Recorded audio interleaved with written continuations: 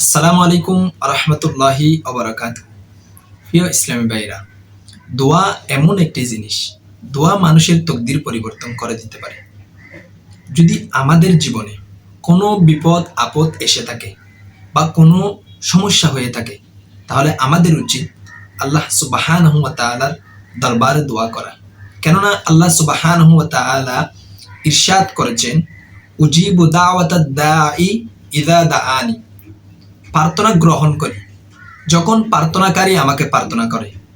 এবং আল্লাহ সুবহানাহু ওয়া তাআলা অন্য একটি আয়াতে ইরশাদ করেন, উদউনি আস্তাজিব লাকুম, আমার কাছে দোয়া করো আমি কবুল করব।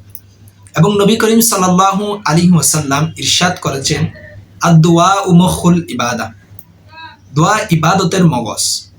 এবং অন্য একটি হাদিসে নবী করিম সাল্লাল্লাহু আলাইহি ওয়াসাল্লাম ইরশাদ করেছেন, আদ-দুআ সিলাহুল মুমিন, দোয়া মুমিনের হাতিয়ার। প্রিয় ইসলাম ভাইরা, তাই আমাদের উচিত যদি আমাদের জীবনে কোনো বিপদ আপদ দুঃখ কষ্ট এসে যায়, তাহলে আল্লাহ সুবহানাহু ওয়া তাআলার দরবারে দোয়া করা। আল্লাহ সুবহানাহু ওয়া তাআলা আমাদেরকে বেশি বেশি নেক আমল করার তৌফিক দান করুক, আমিন বিজাহিন নবীন আমিন। আসসালামু আলাইকুম ওয়া রাহমাতুল্লাহি ওয়া বারাকাতুহু।